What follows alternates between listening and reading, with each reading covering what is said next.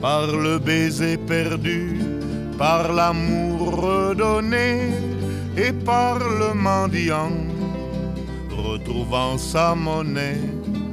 Je vous salue Marie.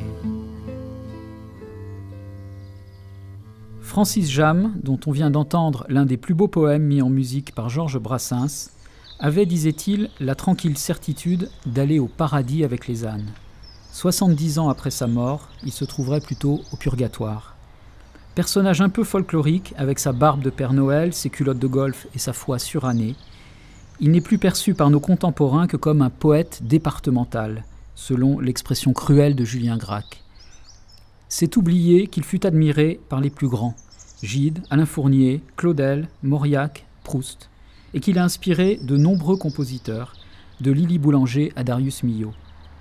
Il suffit de rouvrir ses recueils, Clairière dans le ciel ou Le deuil des primes vers, pour constater que sa poétique d'une parfaite simplicité n'a pas vieilli. Son souci de la nature, sa sensibilité à la souffrance animale, restent éminemment actuels. Quant à son amour impénitent pour les adolescentes, il prouve que Jammes n'était pas seulement le poète bondiosard auquel on voudrait le réduire. Voilà pourquoi il est peut-être temps de le rejoindre sur les chemins des Pyrénées-Atlantiques, des Basses-Pyrénées, cette contrée pleine de roses, d'animaux et d'anciennes jeunes filles, où pour qui sait l'entendre, sonne encore et toujours l'Angélus de l'aube.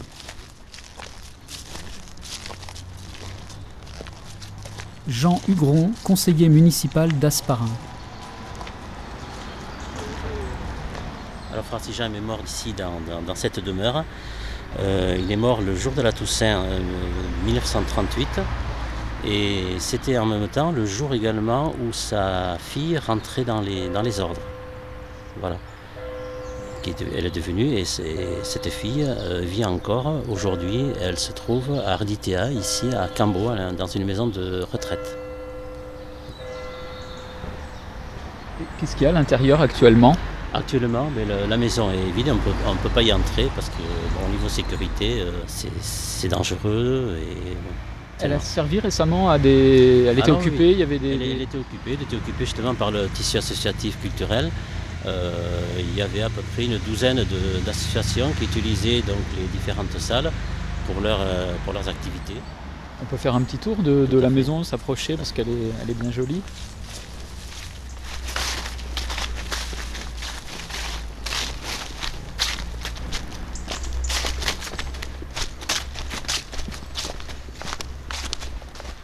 Autoportrait de Francis Jammes, lu par l'écrivain Michel Suffrand. Je suis né à Tournaille, alors je veux dire Tournaille, vraiment, à Yel. Haute-Pyrénées, le 2 décembre 1868. Mon père était né à Pointe-à-Pitre, Guadeloupe. Mon grand-père paternel fut un important médecin à la Guadeloupe, il y est enterré. Il mena cette vie tempétueusement de nos aïeux. Fortune, ruine, tremblement de terre, ouragan, abolition de l'esclavage, voyage, etc.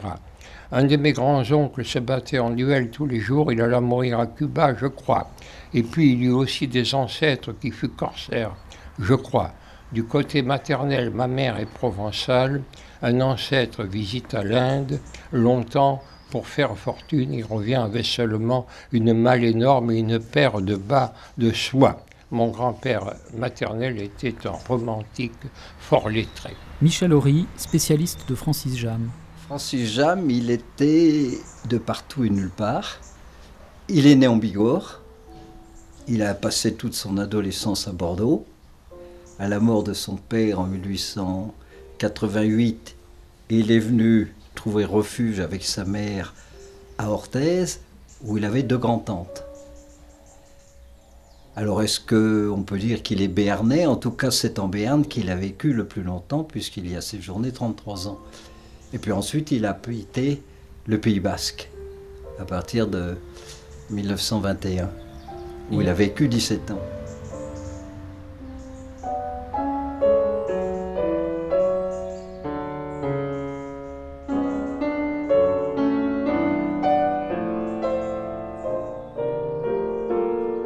Il est bien évident que Francis Jammes est le poète de la nature. Non seulement des animaux, mais des fleurs. Il cite abondamment les fleurs et les arbres dans son œuvre, mais aussi il parle des odeurs, il parle des objets. Donc c'est un poète qui a une adhésion totale avec l'environnement et avec la nature. Alors est-ce qu'on peut dire que c'est un poète écologiste ? Le mot existait déjà puisqu'il a été inventé par un orthésien du reste, Onésime Reclus, le grand géographe. En tout cas, c'est assurément un poète qui était attaché à son environnement, et cet environnement était essentiellement terrien. Et il chantait cette terre dans une langue extrêmement simple, dépouillée. C'est ça qui frappe encore aujourd'hui. Oui, il est le poète de la simplicité. Pour lui, ce qui était important, c'était ce qu'il voyait, ce qu'il sentait immédiatement.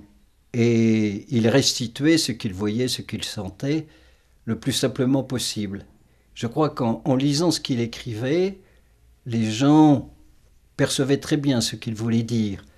Ils sentaient les odeurs, à tel point par exemple que son grand biographe qui a été Robert Mallet, et qui était sur son lit d'hôpital pendant la guerre, a été impressionné par ces odeurs en écoutant la lecture de Francis Jammes faite par son infirmière. Il avait perdu la vue et il avait dit bien qu'il ferait sa thèse de doctorat sur Francis Jammes et non pas sur son poète préféré de l'époque qui était Mallarmé, parce qu'il a été saisi par les odeurs qu'il percevait à l'écoute de la lecture des poèmes de Jammes. C'était un peu une révolution à l'époque, cette poétique de la simplicité, après le symbolisme, après le côté éthéré, fin de siècle de la poésie à cette époque. Oui, ça fait partie de son credo, qu'il appelait du reste le jamisme. C'était une époque où chacun rédigeait son manifeste. Lui a rédigé un manifeste qui est apparu dans le Mercure de France en 1897 et qu'il a intitulé tout simplement le jamisme. Et là, il faisait l'apologie de la simplicité.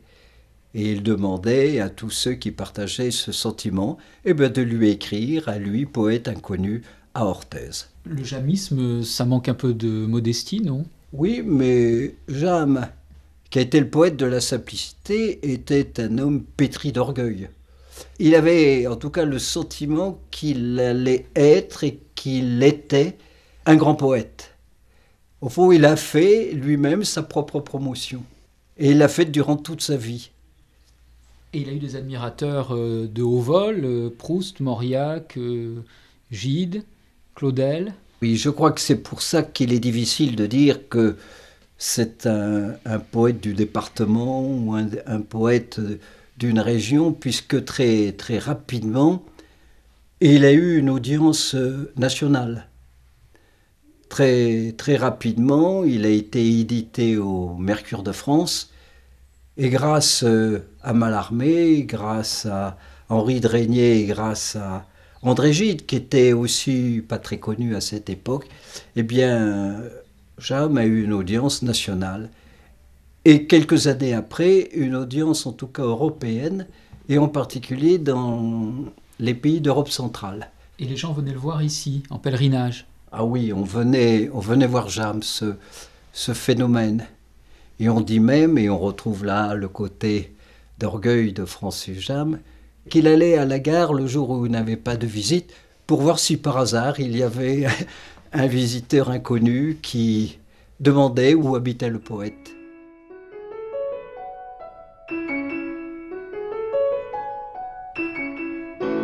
François Mauriac, en décembre 1968. À quelle époque se situe votre première visite faite en compagnie d'André Lafont à Francis Jammes, dans ce salon aux vieilles choses que nous décrivit Valérie Larbaud? C'est au mois d'août 1911.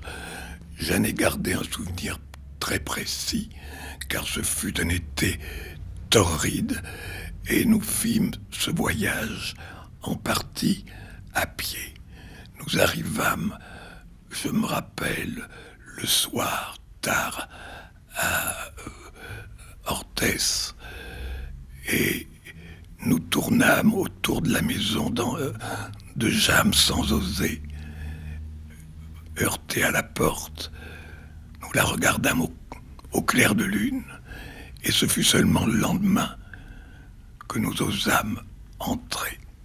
Jam nous fit asseoir immédiatement sur un divan, sans prendre le temps de nous saluer, et se mit à nous lire un chant des géorgiques chrétiennes. Il avait un appétit extraordinaire de lecture, un besoin de lire ces vers qui était très étonnant. Jean Mauriac, fils de François Mauriac. Mon père avait une admiration incroyable pour Francis Jam. Je l'ai connu grâce à papa, je l'ai aimé grâce à papa, grâce à mon père, je m'excuse de ce papa, grâce à mon père, parce que toute ma vie, je l'ai entendu murmurer il va neiger dans quelques jours, je me souviens de l'an dernier, je me souviens de mes tristesses au coin du feu. Si l'on m'avait demandé qu'est-ce, j'aurais dit laissez-moi tranquille, ce n'est rien.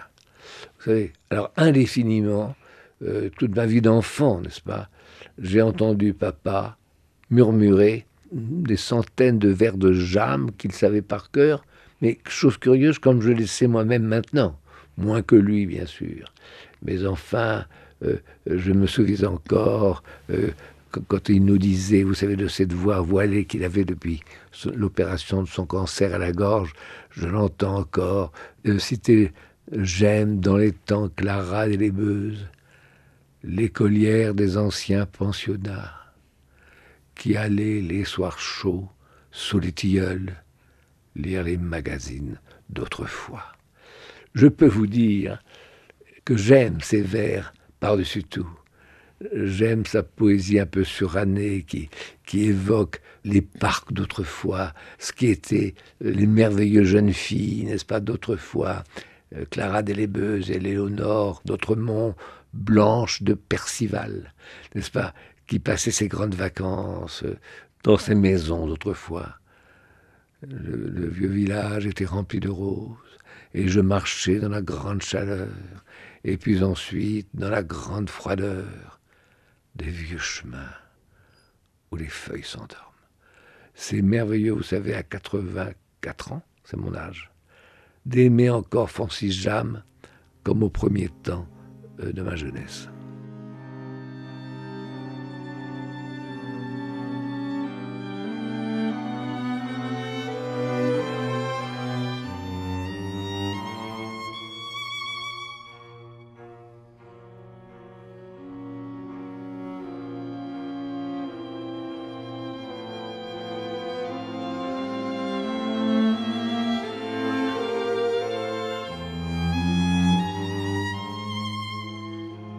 Cette influence du jamisme, dont la conscience un peu frustrée par un symbolisme devenu exsangue, a été immense, au point que Mallarmé, Barrès se sont penchés fortement à Nandouaille, enfin bien d'autres, sans compter la jeune génération, Alain Fournier, Charles Guérin, bien sûr, Mauriac lui-même, qui a fait, avec André Lafont, le pèlerinage à Orthès. Bon, il est évident que ce ton était nouveau. Ce ton franciscain peut-être était nouveau dans sa hardiesse. Proust aussi. Proust a beaucoup été frappé par cette liberté de ton qui n'a rien de provocateur. Jam, ce qui m'a toujours frappé chez Jam, c'est que c'est un homme libre qui a peut-être à un certain moment un peu joué sur ce côté patriarcal quand il a été plus âgé, mais il a toujours suivi son chemin en quêteur de l'absolu. C'était un mystique au ras de terre. Et il y avait là quelque chose qui ne s'était à peu près jamais entendu, même chez les romantiques qui avaient une vision beaucoup plus égotiste de la nature.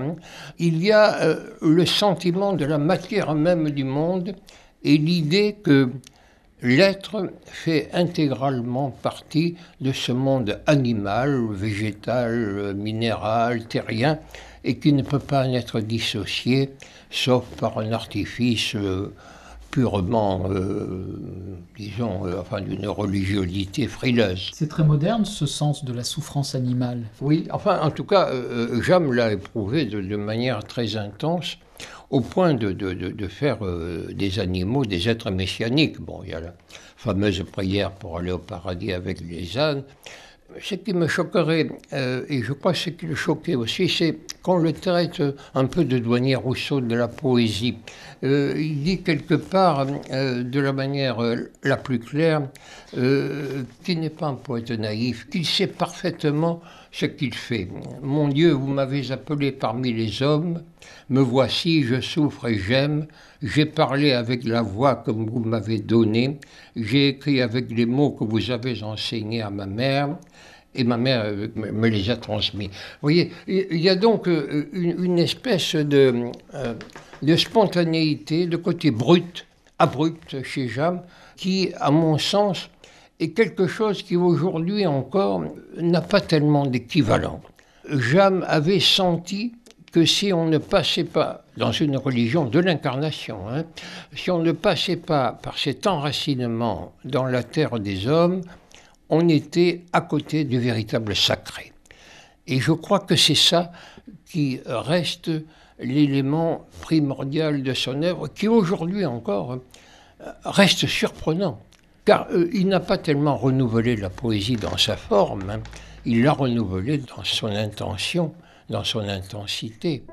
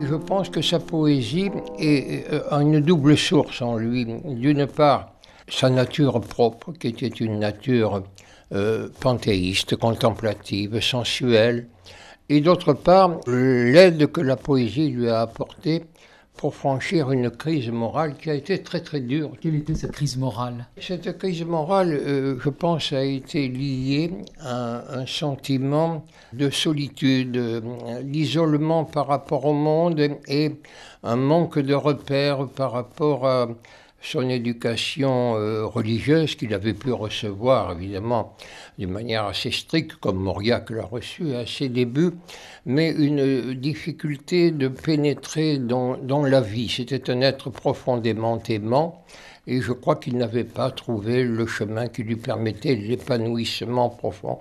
Et cette crise morale s'est traduite par des écritures au départ qui avaient déjà leur forte personnalité. Je pense à même son premier recueil, hein, qui avait été remarqué par André Gide quand même. Il y a eu d'emblée un ton qui s'est établi. Mais il n'avait pas trouvé encore son armature morale et poétique, elle ne faisait qu'un. Et il l'a trouvé en grande partie sous l'influence du jeune maître qui était alors Claudel, qui a été un maître très fécondant, vous le savez, et qui était vénéré déjà, bien qu'il ne soit pas beaucoup plus âgé que James d'ailleurs, mais enfin, il existait.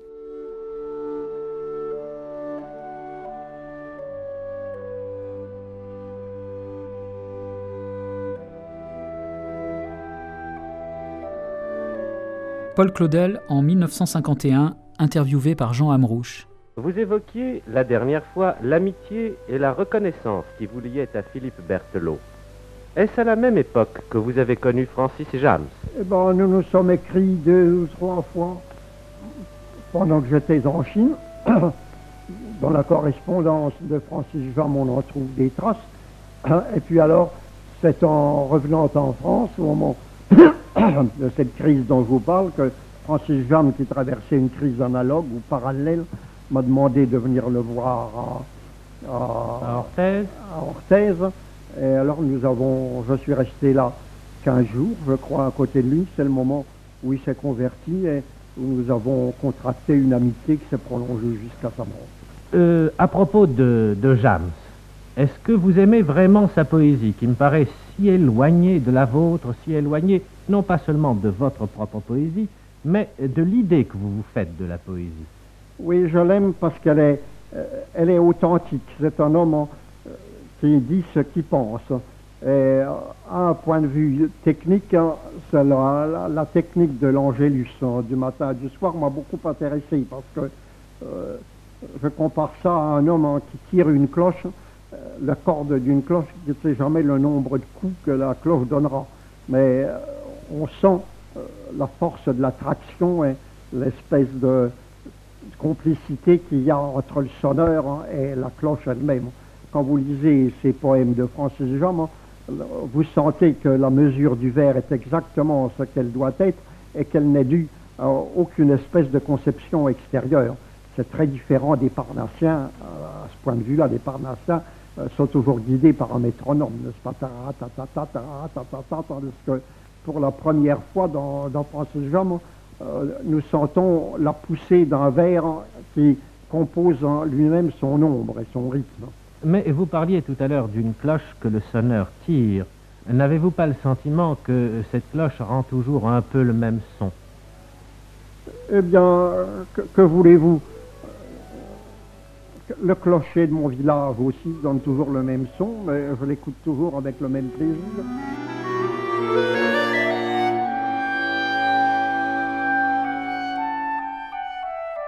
C'était un mystique en sabot, mais qui a eu aussi des tentations charnelles et des amours impossibles et douloureuses.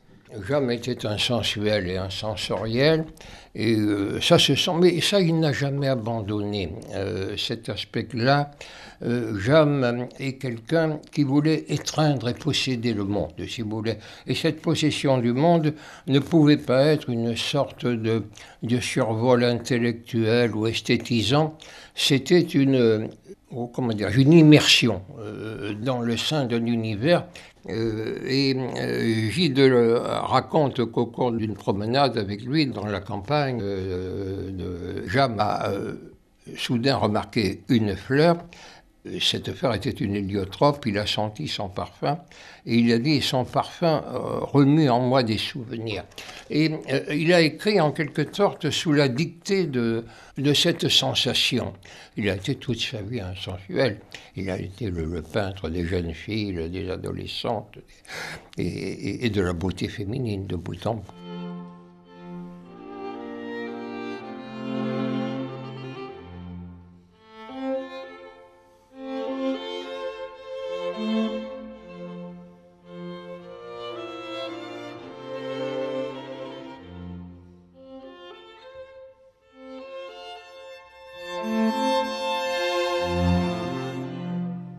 Michel Horry, spécialiste de Francis Jammes.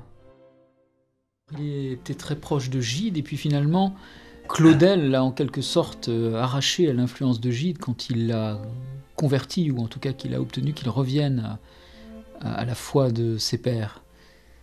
Oui, il y a eu une relation de profonde affection entre Gide et James. Le protestant, le catholique d'un côté, et quand on lit leur correspondance, en tout cas celle du début, où ils parlent de Dieu, on ne sait pas celui qui va convertir l'autre. Si Gide va devenir catholique et Francis James devenir protestant, je crois qu'ils se respectaient, ils s'admiraient. Gide a joué un grand rôle auprès de James, c'est lui qui lui a payé l'édition d'un volume qui s'appelle Un jour. Et James en a toujours été reconnaissant. Et James s'est séparé ou s'est éloigné de Gide à partir du moment où il a pris conscience de l'homosexualité de Gide. André Gide, en 1949, interviewé par Jean Amrouche.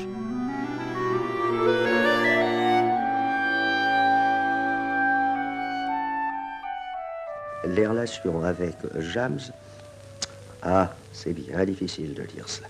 Elles sont ce qu'elles paraissent dans notre correspondance qui a été publiée. Nous y jouions, me semble-t-il, une certaine comédie sincère, si vous voulez, mais nous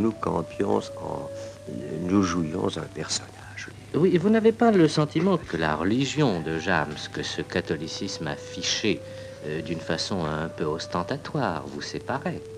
Mais comment il nous sépara très vivement, mais à ce moment-là, James ne mettait pas en avant, comme il le fit par la suite, son catholicisme. Ce n'est que par la suite qu'il se buta sur des points d'orthodoxie qu'il dépassait et où il trouva dans la religion catholique de quoi alimenter une pensée insuffisante et défaillante de sa part.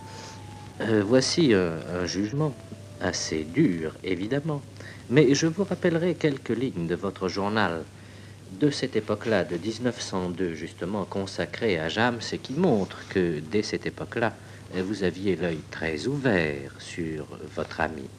Francis James, notez-vous, il faut à tout instant qu'il vous persuade, qu'il cherche à vous persuader qu'il est beaucoup plus pauvre, plus simple, plus modeste qu'il n'est. Et déjà, donc, vous aviez nettement conscience de la part de jeu, de la part de mise en scène qui entrait dans la personne même de James. Très difficile de parler de cela, n'est-ce pas? Parce que, gardez pour James, James se faisait aimer. C'était un être charmant, inconsistant, mais irrésistible. Mais je me souviens très bien qu'à Nantes, ayant accepté son hospitalité à Orthez, où il vivait à ce moment-là, je fus frappé, non pas du luxe, certainement, mais de ce qu'il entendait par le dénuement. Bien, certainement, c'était quelque chose de beaucoup plus confortable que ce que je pus lui offrir par la suite à Cuverville. Il le fit d'ailleurs sentir dans les pages de souvenirs qu'il rédigea, où il parle d'un hibou trouvé dans sa pantoufle, et où il ne cacha pas qu'il s'y trouva fort mal. Il est évident qu'on mangeait, on vivait beaucoup plus confortablement dans cette apparente frugalité orthésienne qu'on le faisait à la Roque ou qu'on le fit plus tard à Cuverville.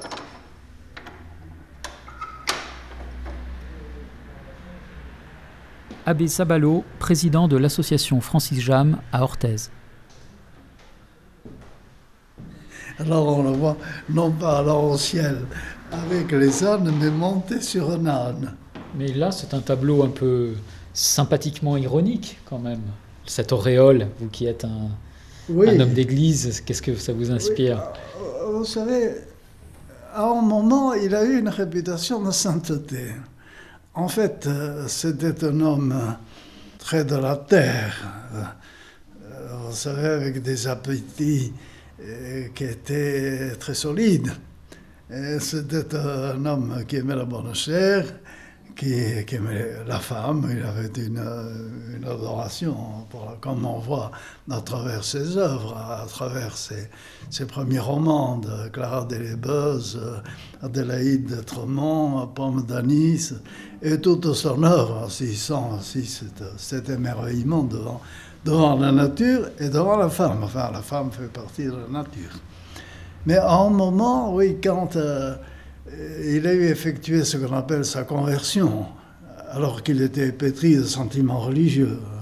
Tout Jam, c'est l'émerveillement de la nature dans laquelle il voit le reflet de la beauté divine. Enfin, même pour lui, le monde baigne dans la tendresse de Dieu. Je crois que le principal de Francis Jam, comme inspiration, comme esprit, comme fond, pourrait se traduire par le vers de Victor Hugo. Vous savez qui dit, dans Beaux endormis, il dit « Une immense bonté tombée du firmament ». Ça, c'est tout Jam. C'est le monde dans la bonté, dans la tendresse de Dieu. Et Dieu comme une sorte de jardinier, comme il dit très bien, le poète et Dieu, qui soigne son jardin. Le sentiment de la nature chez Jam, c'est un sentiment pointilliste qui s'attache aux détails. Pour lui, un pétale de fleurs, les ailes d'un papillon, c'est la merveille, il s'extasie devant. Et tout cela est fait pour notre bonheur, pour notre paix, pour notre joie. D'où l'auréole. D'où l'auréole. Alors à un moment, on l'a considéré vraiment comme un maître spirituel. Nous avons eu, par exemple, entre les mains, et nous avons, sur Orthès, chez un particulier, quelques lettres de Yvonne Gilbert, par exemple. Vous savez, celle qui paraît dans certains tableaux, dans certains dessins, plus exactement, de Toulouse-Lautrec, qui était une chanteuse kafkans, comme on disait alors, et qui avait une célébrité à l'époque. Et qui a récité des vers, d'ailleurs, devant le public, des vers de Francis Jam, et qui considérait Jam comme son maître spirituel, qui lui écrivait pour lui raconter sa vie, pour lui demander comment elle devait se comporter. C'était son directeur de conscience. Yvette Gilbert avait un directeur de conscience. Qui était Francis Jam. Oui, c'est assez extraordinaire. Et alors, il y a de longues lettres comme cela de Yvonne Gilbert qui portent cette consultation, pour ainsi dire, va sur un plan spirituel. Je parle de Dieu, mais pourtant, est-ce que j'y crois? À 5 ans, on me disait, tiens, un bonbon, va le manger avec Marie, aux vêpres. Sois bien sage et prie le bon Dieu, la Vierge Marie.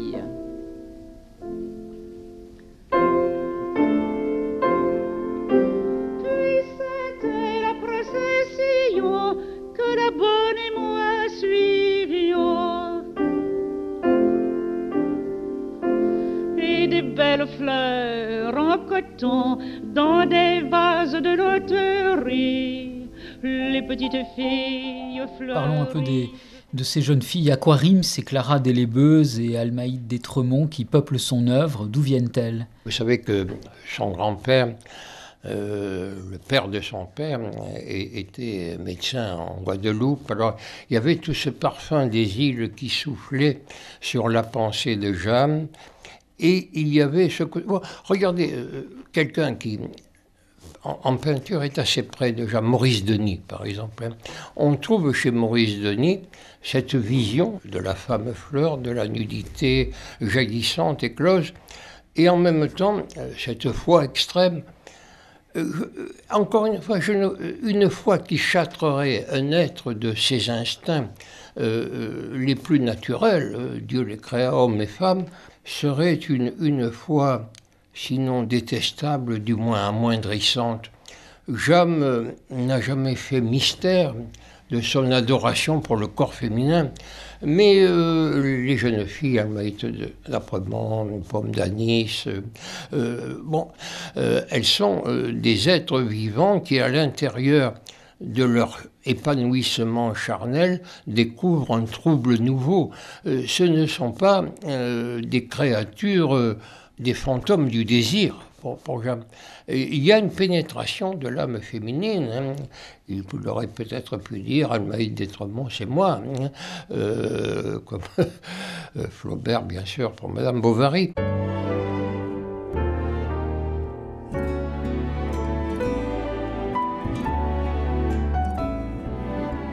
La jeune fille est blanche, elle a des veines vertes au poignet, dans ses manches ouvertes. On ne sait pas pourquoi elle rit, par moments elle crie, et cela est perçant. Elle est grande, elle est blanche, elle a des bras très doux, elle est très droite et penche le cou.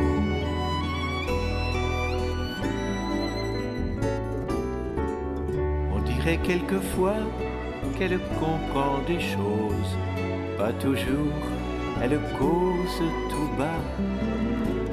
Oh ma chère, oh là là, figure-toi que mardi je l'ai vue, j'ai ri, elle dit comme ça. Elle est grande, elle est blanche, elle a des bras très doux, elle est très droite et penche le cou. Elles sont toutes des adolescentes qui sont à la fois habitées de leur enfance et qui aspirent à une féminité dont elles ne... C'était des jeunes filles tout de même de la fin du 19e, dont elles ne peuvent pas d'emblée imaginer toutes les implications, si vous voulez.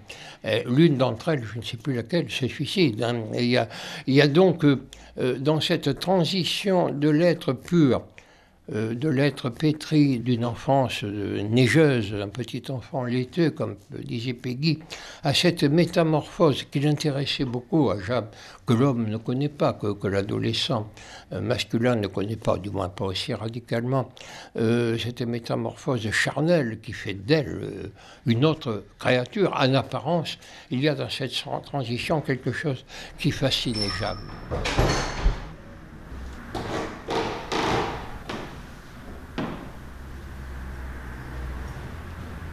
J'ai laissé quelques dessins, vous savez, il a été caricaturé par Sem et beaucoup d'autres à satiété, à satiété.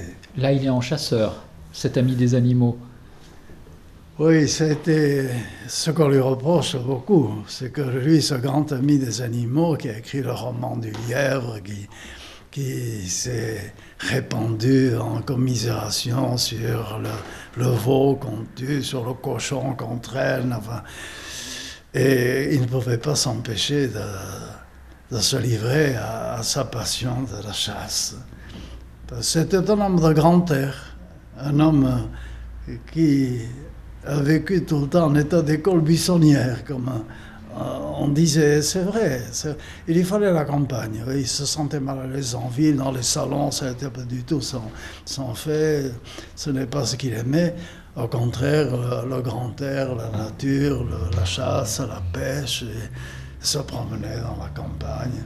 Il n'a jamais été un voyageur, c'était un éternel promeneur. Je reviens juste sur la souffrance animale. Il y a des pages bouleversantes dans son œuvre. En même temps, il était chasseur. Oui, vous savez, Jeanne n'est pas un être simpliste comme on pourrait le laisser entendre. Et comme, je crois même déjà de son temps, on l'a un peu caricaturé, avec une tendresse, parfois aussi avec un peu de férocité. Michel Suffrand. Je ne crois pas que le jeune homme inquiet, anxieux, qui courait sur les chemins, qui cherchait un peu comme tête d'or à étreindre le soleil dans ses bras, je ne crois pas que ce jeune homme ait disparu. Jusque dans le vieillard barbu et à binocle, avec le grand béret basque que l'on voyait avec sa canne sur les chemins. Je pense qu'il survit. Sinon, il aurait été un pontife et pas un poète. Et il est un poète, et un poète du questionnement.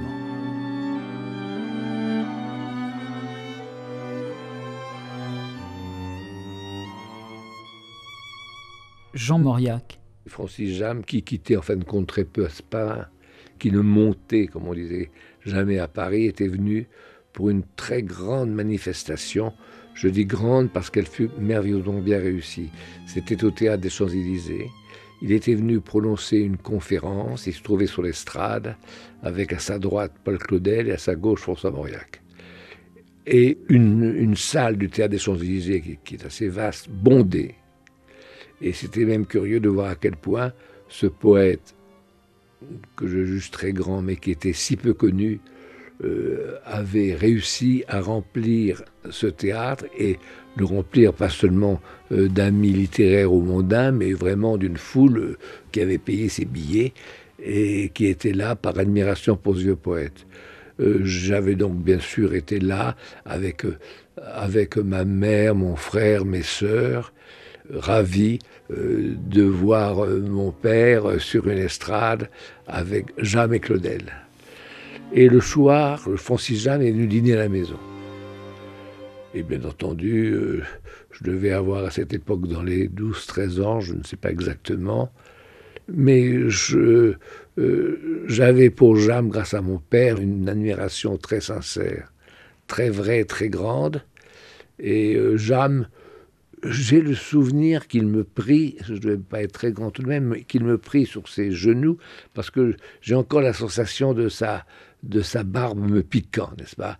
Donc, je vous dis, ce sont des souvenirs, j'essaye de vous les restituer de la manière la plus exacte possible, mais dans ces souvenirs, je me vois très petit garçon, sur ses genoux, et Jam me demanda, « J'aimerais te faire plaisir, qu'est-ce que tu veux de moi ?» Vous savez, je ne me risquerais pas à imiter son accent, qui était un accent du Béarn, très rocailleux, très spécial, il avait l'accent incroyable. Et je lui ai répondu, pour une fois, une chose intelligente, pour une fois. Et je lui ai dit, ce qui me ferait plaisir de vous, monsieur, ce sont des vers pour moi. Et 8 jours après, arrive une enveloppe Kraft avec la magnifique écriture de Jam que vous connaissez, n'est-ce pas? Cette écriture avec une plume d'oie, n'est-ce pas? Étonnante dans ses pleins et dans ses déliés. Et j'ai reçu une quinzaine de vers inédits de Francis Jam. Tu veux des vers de moi, fils de poète, Jean dans le nom et de Jean, dont la tête, comme un bouquet bouclé de violettes, s'était posée en une amère fête contre le cœur de son adieu céleste. Et juste, enfin, je ne vais pas vous réciter entièrement, il y avait après, ô Jean, fils de François, prends la houlette et le pipeau que te tend un vieux lièvre. Bien entendu, j'ai aimé ces vers, ô Jean, fils de François, prends la houlette et le pipeau que te tend un vieux lièvre. Et évidemment, j'ai été ébloui, enchanté d'avoir des vers de Francis Jam inédits, écrits spécialement pour moi.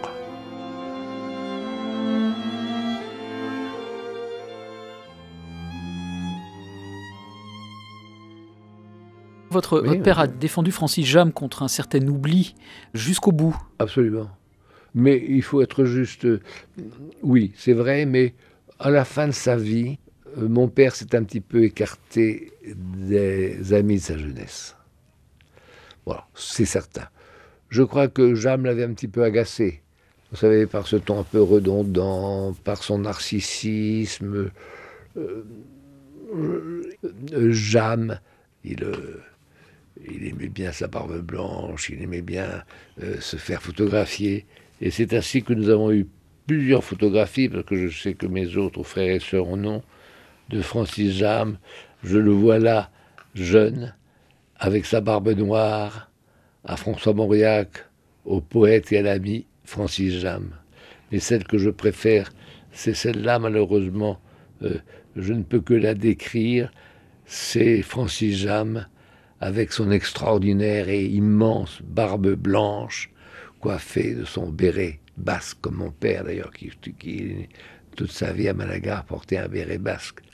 À mes amis Mauriac, 1934, Francis Jam. Mais peu importe les photographies, puisque nous sommes à la radio. Alors, il y a une citation là qui lui est attribuée. Il aurait dit un jour François Mauriac, assis sur ce même canapé où il s'était fait photographier à côté de Francis Jammes, ce dernier en un geste qui lui était familier, lui passant le bras sur les épaules. Oui. Donc François Mauriac disait au Brown, Francis Jammes n'était pas intelligent, il était beaucoup mieux et il le savait. Qu'est-ce que ça veut dire ? Eh bien, écoutez, je trouve que c'est très clair, n'est-ce pas ? C'était un grand poète, il le savait, mais c'était pas un homme très intelligent. Je me souviens d'une citation de mon père, gros bêta, vous savez, avait-il dit un jour à Jammes ou de Jammes. Mais je crois que Jammes était un peu gaffeur, en effet, un peu. Il y avait chez lui un côté un peu provincial. Je pense qu'il a adoré le poète et sa poésie, il la chérissait, mais je pense en effet qu'il trouvait l'homme, lâchons le mot, peu intelligent. Mais je dis ça avec la plus grande réserve, vous savez. Si mon père était là, peut-être qu'il s'élèverait contre une pareille assertion. Vous savez. Je pense que mon père a écrit sur Francis Jammes les plus belles pages qu'il ait jamais écrites. Francis Jammes était à Aspin en train de mourir d'un cancer. Et mon père a écrit cet article sur Francis Jammes avant sa mort. Il a eu cette idée extraordinaire de ne pas faire comme font tous les gens, de faire l'éloge des auteurs quand ils sont morts. Il a fait de son vivant. Et nous savons que ça a été l'une des dernières joies, l'un des derniers grands bonheurs de Francis Jammes, de lire mourant. Malheureusement, je ne le connais pas par cœur. Mais vous savez, cher Jammes, j'ai suivi une claire de lune jusqu'à cette terrasse d'où je vous vois. Mon père a écrit cet article à Malagar. Il était là sur la terrasse de Malagar et de l'autre côté des pins innombrables, des métairies endormies où Dieu veille. Il y avait ce grand poète qui souffrait et qui était en train de mourir. Et il s'est adressé à lui, votre œuvre est ce gave bondissant qui jaillit sans fin d'un cœur sanctifié. Cette lettre à Francis Jammes, il est vrai que mon père parlait de Jammes, mais je trouve que ce sont peut-être les plus belles lignes qu'il ait jamais écrites. Comment expliquez-vous qu'il soit aujourd'hui un peu oublié ou méconnu ? Je ne me l'explique pas en réalité, parce que, ou alors il faudrait se demander pourquoi on ne lit pas suffisamment René Guicadou, pourquoi on ne relit pas suffisamment Supervielle, qui sont pas ses enfants, hein. Pourquoi on ne relit pas Jean Follin. Je pense que ces écrivains, non seulement aujourd'hui nous parleraient d'une voix fraternelle, mais encore qui seraient mieux entendus qu'ils ne l'ont été à leur époque. Parce que, justement, Jammes vivait dans un monde encore rural. Ce monde rural n'était pas menacé. Il servait de socle à la France. Aujourd'hui, j'ai l'impression que cette vision de Jammes, de l'attachement est faible, l'enracinement, les sèves profondes que l'homme puise dans sa présence au monde, est quelque chose qui nous paraît très essentiel. Et si je risque un élément d'actualité quand on voit cette folie grotesque et épouvantable qui s'empare avec ces paniques boursières et financières, vous comprenez, Jammes est un antidote aussi contre cela. La poésie est un antidote contre cela. Je ne suis pas du tout mécontent, je suis même très content que le Clésio ait eu le prix Nobel. Ça m'a même réconcilié avec certains choix du Nobel ces dernières années avant. Non. Je ne dis pas que le Clésio est jamiste, hein, mais je pense que d'une certaine manière, dans ce que je connais de le Clésio, il y a cette communion fervente avec le monde qu'on trouve rarement dans l'écriture d'aujourd'hui. Peut-être parce que la vie s'est urbanisée, peut-être parce que ce terroir est considéré maintenant comme une espèce de folklore attendrissant. Pour Jammes, non, c'était un milieu panique au sens grec du terme. Il y avait cette même force que chez Hésiode et chez Lucrèce dans le De Natura Rerum. Le monde ne peut pas être un résidu matériel de l'univers.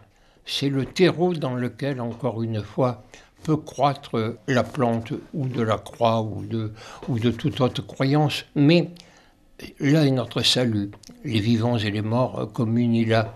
Et je crois que jamais ce grand poète-là, de la réconciliation avec le monde, l'œuvre de Jam nous parle, et je crois qu'elle nous parle d'une voix claire, forte et fraternelle, avec peut-être un peu de naïveté par moments, avec peut-être une fraîcheur qui peut faire sourire. Mais est-ce qu'on doit sourire de la fraîcheur dans un monde où le cynisme l'emporte? Je ne le crois pas. C'est un antidote, nous en avons besoin.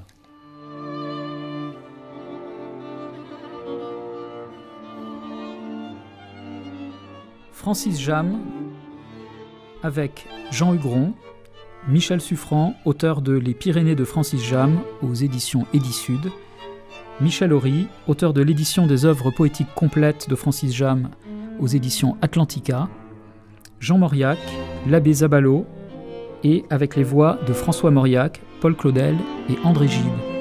Mixage Pierre Mine.